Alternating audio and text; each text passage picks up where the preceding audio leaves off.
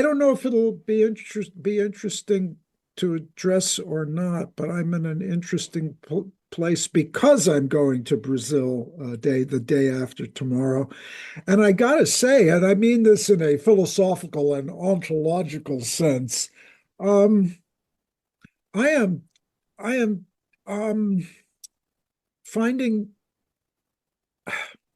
what I can only what I this plant medicine thing, and the psychedelics. That's not what it's like. Um, that is to say, last time I did it was March, and I'm having continuing repercussions, which are psychological. Well, I mean, I no, they're not. I mean, yeah, they are. But the point that I'm trying to make to myself is that any of the frameworks that I had for understanding um, the human reaction to brain chemistry, I mean, I just you can't think that way. This is not that. Whatever's going on with me is very deep and psychological, but then once you've given up the brain chemistry explanation, psychology, yeah, sure, that's a useful framework, but that's beside the point too. Well, maybe this is a good place to start, unless you want to say more about before your No, trip, go because ahead. Let's see what we want to talk about. because I've been thinking about, or I've been reading Carl Jung's Dreams, Memories, Reflections, Yeah, and got to the part where he's talking about having written the Red Book, and he's talking about the period of time where it was like he had this stuff that just had to come out, and suddenly it spills into the room. The doorbell is ringing. Someone sees a ghost, his wife or somebody sees a ghost. He actually sees the doorbell being pressed in as if someone's ringing it. It's not just a sound. It's not just someone pranking him.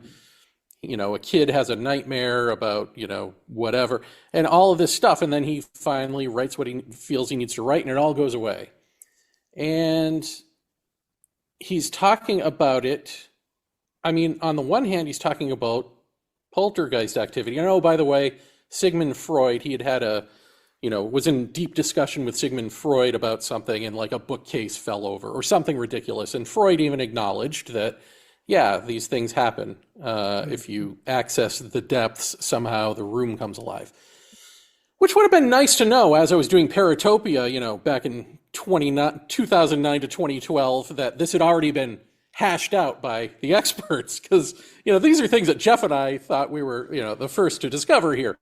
yeah, But so there's that, talking about it that way, also talking about it as a psychological break, that if he, in that period of time, he was having these visions and these sorts of schizophrenic conversations and being in these other visionary realms, sort of a psychedelic trip without the psychedelics, it sounds like. yeah, But these beings had something to tell him, but he wasn't really channeling. They're archetypes, he comes to the conclusion. yeah. They're not really real, but they are. And if he didn't have his family and a sense of normalcy, he would have probably gone crazy, Yeah. which is what we were talking about in one of these conversations, you and I. Can you go crazy from it? Well, Jung said basically, yeah, you can. Yeah. But so my question is, I mean, again, this is the foundation of psychology, of a science. And he's talking about the paranormal and ghosts and the interplay between physicality and the mental in these psychic ways, and just not calling it that because he realizes at some point, like, well, it's more important that I understand it scientifically and that I explore it that way instead of making it a quote unquote artistic venture. Yeah. Yeah. Can you illuminate this for me? Like, what are we talking about here? Why is this not talked about? Like, when we talk about psychology, why is this never talked about? And this is the foundation of psychology. Yeah, no, As a science. That's totally fair. But okay, okay. Uh, if I were a real I'm just giving a disclaimer. I can give you a pretty good account of the historical and intellectual turmoil that's associated with answering this question.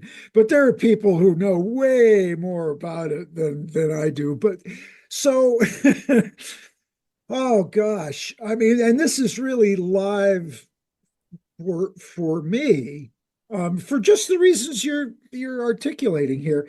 Um, so if you are interested in psychology in the academy, nobody talks about Jung.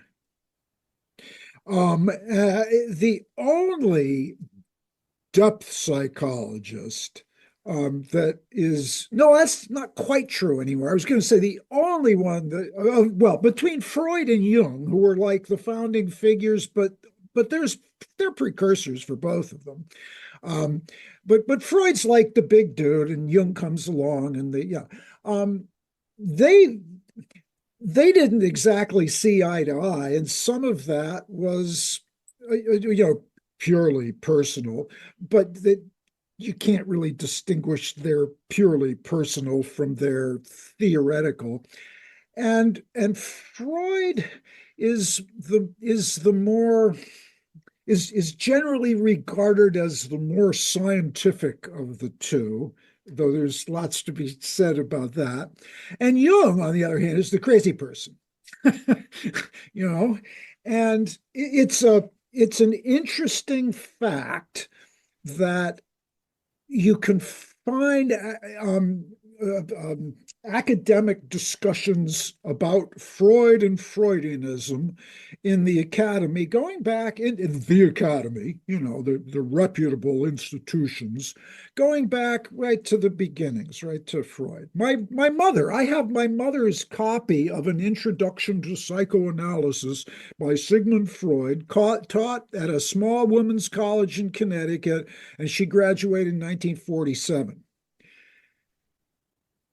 Not Jung, and really for just this reason, because Jung is is was always conflicted. Freud wasn't. He it's so complicated. But for Freud, what you really needed to do therapeutically was to get rid of and overcome with ego strength the contents of the unconscious, so that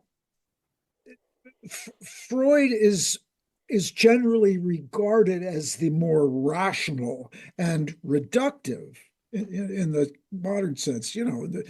Let's reduce it's all just sex. It's all just animal drives. End of story. God, what's he? The Future of an Illusion is his book about God. And so he has that side. There's lots more to be said about Freud. He's not a simple figure because he was a very interesting and productive guy, but that's how he's generally read. And so that slides right into most of traditional contemporary academic psychology. But then, just to sort of draw the whole picture, psychology, I mean, Freud is a human depth psychologist, that was pretty radical at the beginning of the 20th century, because the other parts of real science, they had rats in mazes. And that was psychology. You got the whole B.F. Skinner tradition, and there was a lot of that was real psychology, because you could do experiments on them and poke them, and you can't do that with people because it's not nice. But the whole idea of depth psychology and dream analysis was very attractive to some people, and other people then and now, in the reductive rationalist parts of the academy, they still think that this dream analysis stuff is pretty much bullshit. It's all just chemistry. I mean, there's a lot of that. Well, but the dream analysis is one. Well, I mean, it's part and parcel. But do they? So do they not recognize universal archetypes? No, the whole discussion of so look, I mean, grain of salt with all of this because I I am going ahead and calling the academy all those people that Jeff can't take anymore. you know, and all the people who are reluctant to admit things do not fit their rational presuppositions, which is legitimate. Anyway, there's a lot of them. And in that rather large section of academic world, no, archetypes is they're just that's no. I mean, archetypes, no. So all those people over there. I mean, this is changing historically as we speak, but Jung has always been the odd man out. Freud, sure, maybe. And then later on, the post-Freudians, you get Lacan and all these other people. And over the course of the 20th century, as philosophers got a little weirder, and you got Derrida, and you got all these, then the Freudian and post-Freudian and Lacan, and that all got, okay. Still, to this day, almost nobody will talk about Jung because he was too mystical and weird and oh my God, the alchemy stuff and nobody wants to touch that. And Jung himself is fascinating because he was really conflicted. I think he was really conflicted all his life because he knew what his own experiences and what he was talking about and what interested him deeply was not amenable to scientific discussion. It would just turn off all his scientifically minded colleagues. And he did, as you said, he really wanted respect by the scientific medical community, but that conflicts with his own experiences that, oh man, this is weird shit. and and there's both parts of him right up to the end of his life. Those are two very, very hard things to put together. And so that is still true. It is still Okay. true that if you want to study Jung, you don't go to Princeton, I mean, yeah. It's ironic because he does say in the chapter on his relationship with Freud that Freud was becoming a laughing stock among scientists, and he wasn't sure that he wanted to be associated with him or not. Yeah, And yeah, it's yeah, like, well, yeah, then you are that, yeah. sir. Wait.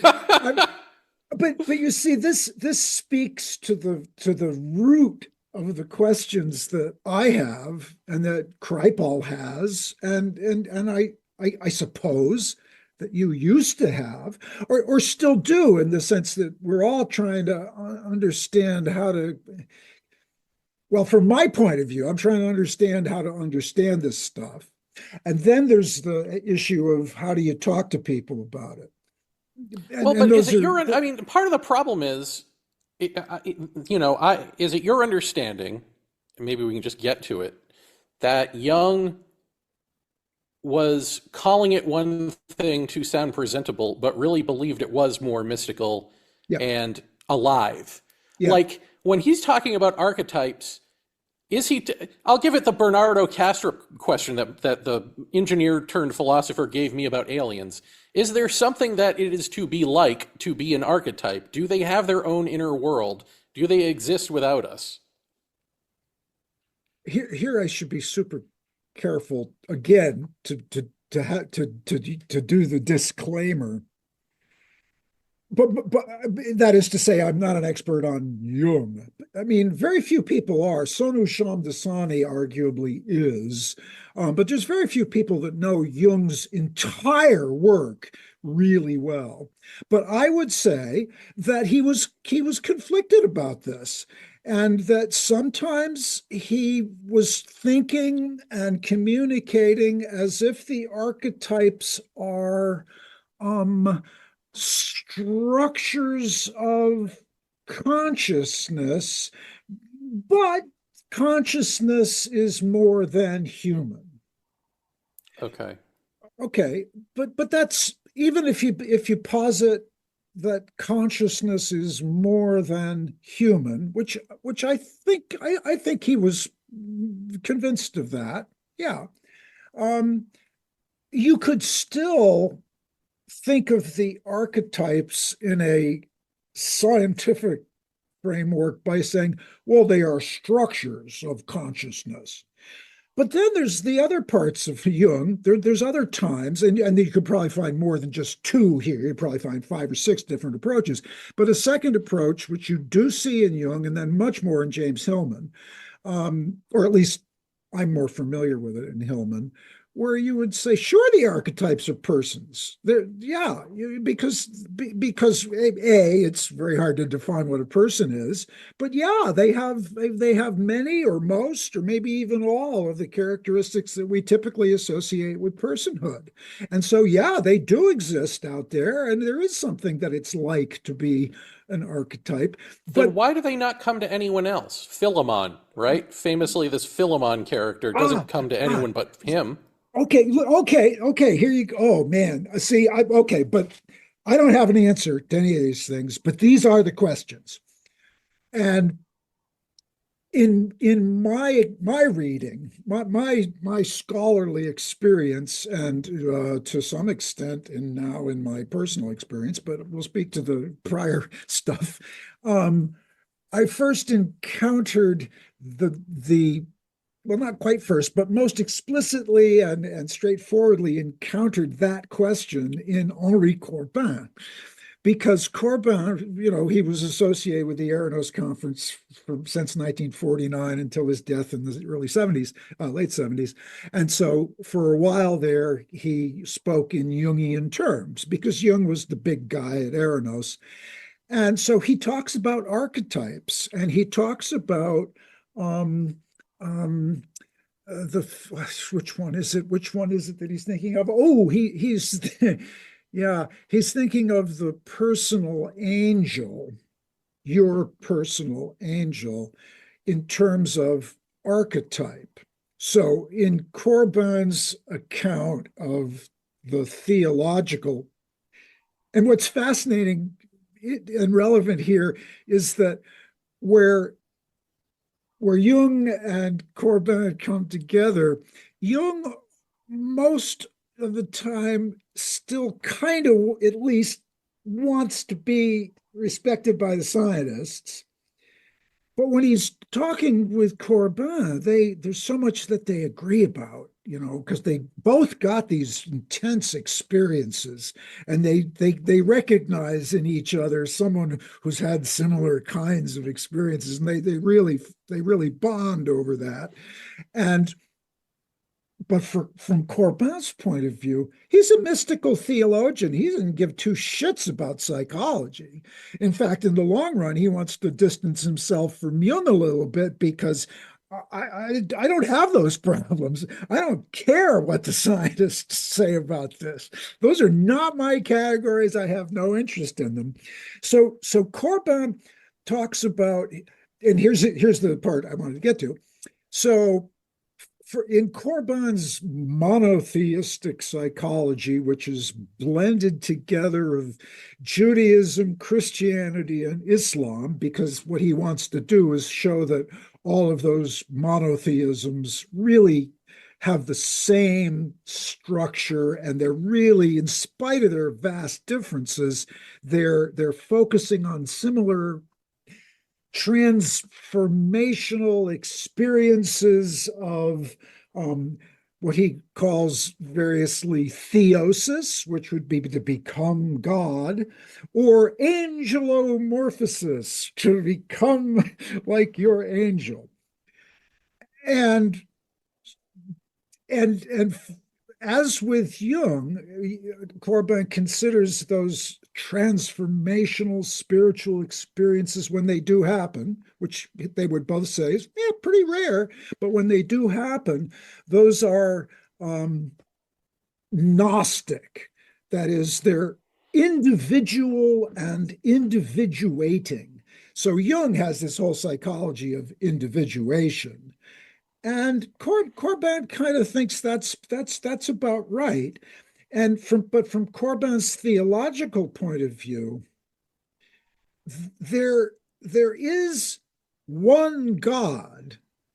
So that's the monotheism part. But where all the monotheisms go wrong is that they think that the one God appears precisely the same to everybody. And that's where they go wrong. And that's why wars and murders and pogroms and holocausts and all that shit. Because if you think you've had an experience of the one God, then by God, you've got the truth, and you have a responsibility to make sure everybody else has exactly the same truth. And if they don't, you're inclined to kill them because, et cetera, et cetera. I just defriend them. Yeah, defriending them is far better option.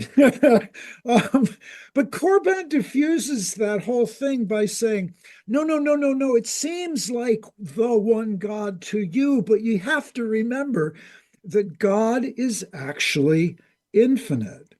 And by infinite in the West, it just means really big or really powerful. And Corbin says, no, no, no, no, really infinite.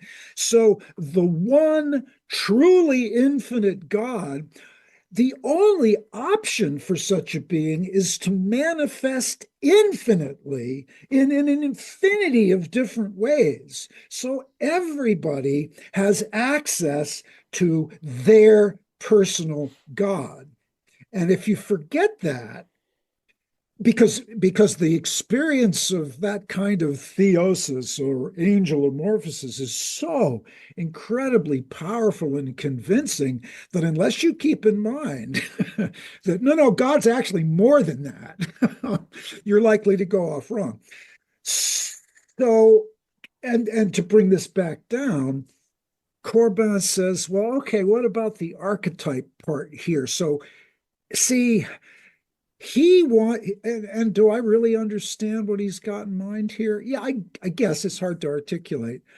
He says, first of all, that the angels, who must be infinite in number, because every being of light has an angel, the ones that humans have are better than the angels of rocks and flowers, but everybody gets one. Unless you're a demon, then you don't get one. But if you're a being of light, you get an angel, which is what connects you to the divinity. And those angels are persons because they have to be by definition, because God is like the archetypal person. And therefore, it is more like a person than any of the beings that God created. But because God created them, they all have little bits of personhood in them. Humans have more than opossums or whatever, but everybody's got some. And so, but you're not, when you meet your angel and you have one of these extraordinary experiences, you're not meeting an archetype. I mean, that would be like, meeting an abstract category. No, you're meeting a person, the kind of person who just blows you out of the water with their shining personhood. And so but because this person isn't just anybody, but is a divine person, Corbin calls it a person archetype. And whether that solves the problem or just makes it muddy, I'm not quite sure. Well, does but he have says, room yes, in of there course they're persons. for a committee of people? Like, Jung is talking to a bunch of people and a snake.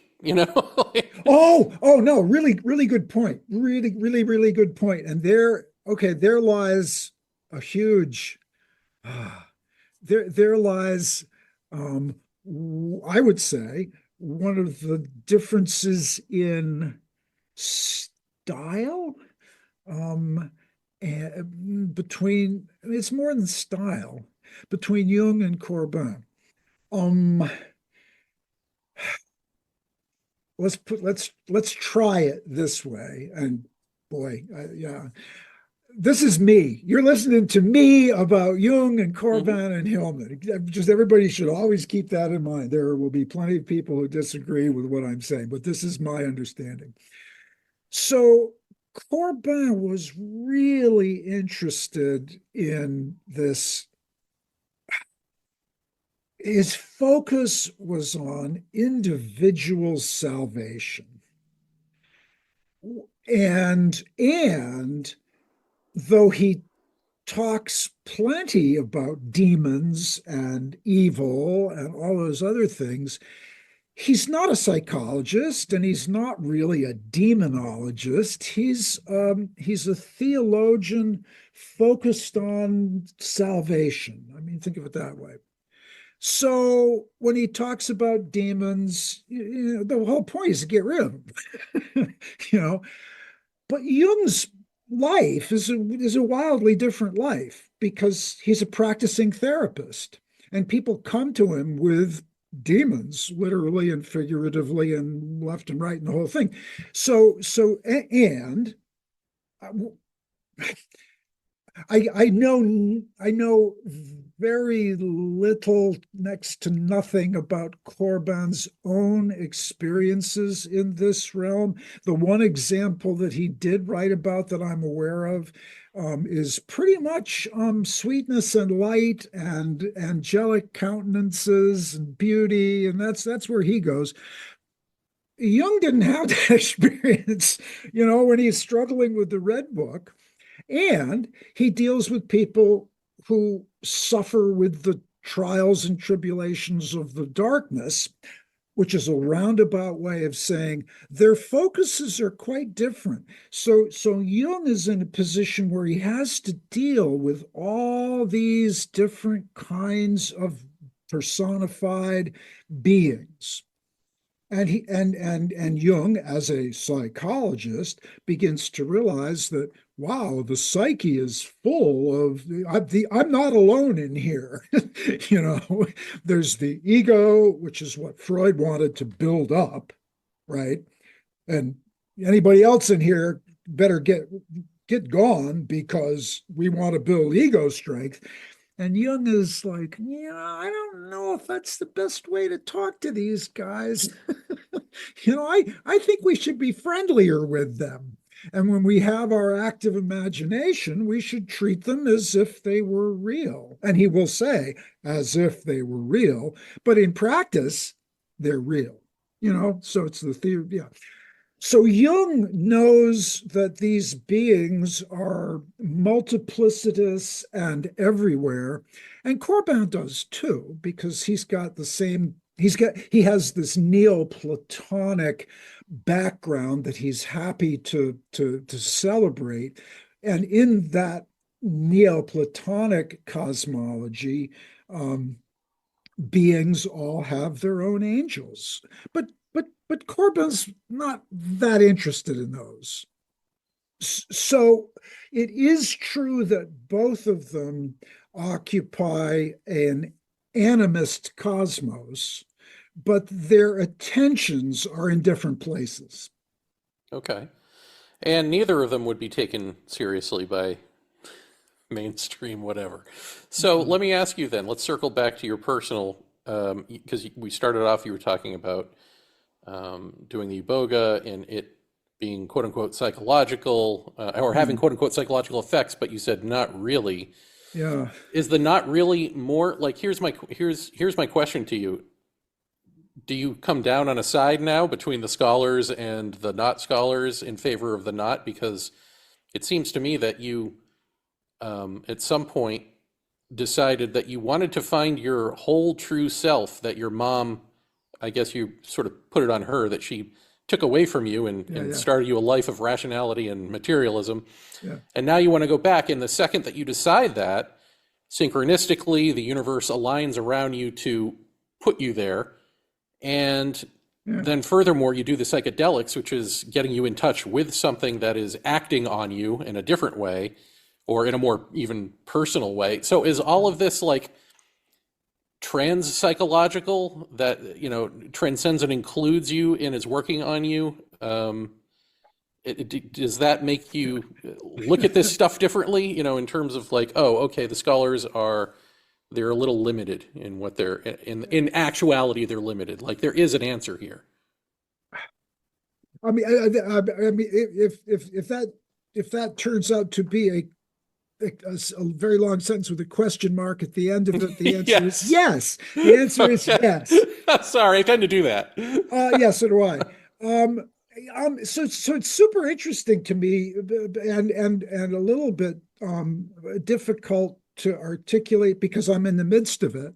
But you know, I I first remember in my adult life explicitly turning away from reductive rationalism. Um, I don't know, in 1990, the early 90s or something, and I was teaching evolutionary biology, which I would still happily do and loved. And at one point in some monologue I was giving to my students, I just realized, I can't really do this anymore. It's going to kill my soul. And sometime in that time, I discovered James Hillman and then Henri Corbin, and so there was a kind of bifurcation, and it was because, well, I was in the midst. I was whatever the timing was. I had my own, quasi Jungian breakdown when I was 38, 39, in which, in standard Jungian fashion, the repressed unconscious contents began to come back on me. So it was both due to psychological pressure, but also intellectual dissatisfaction with reductionist science that, oh, this is not good for people to just decide that it's all brain chemistry and that it's all because just the footnote, Darwinian reductionist evolutionary biology is extraordinarily explanatory and powerful. It's a really and especially if you do it in the fancy ways with contemporary complexity theory, and it's quite a powerful way of understanding the world. But there's not a lot of soul in it, and there's not a lot of you don't get a lot of archetypes out of it and that kind of thing. Though I suppose one could. But anyway, um, so to answer your question this form, I was pointing myself towards eliminating or ameliorating the negative effects of reductive materialist rationalism on myself before long. I was heading in that direction long before it started to work on me. Okay. Um, and I thought it had, okay, so to get to you in particular, I thought it had worked on me really well, and I was very, a scholar of Corbin, although I'm not, and I knew I wasn't, but I knew Corbin and I knew Hellman's stuff pretty well, and I thought I was becoming pretty self-conscious, and then I read Eric Davis's book, High Weirdness, and what the fuck, and then I read Jeff Kripal, and I realized, oh dear, I haven't even come close to. There's still this reductive, denying rationalist saying that Corbin and his angels, they're somehow okay, but fuck no, not this other crazy stuff. And that's when I realized that Corbin himself and Jung himself and Freud themselves, they all said, oh, yeah, paranormal, and yeah, that's probably all right. And I'd totally written that off as being, but then I was forced to admit that I'd really only let part of Henri Corbin's worldview have access to me. And the safe parts, the parts that you could say, oh, they're angelic and they're archetypal and they're deep in your psyche, but you don't get like, paranormal weird shit out of it. Unless you read Corbin and you find that, yeah, you do.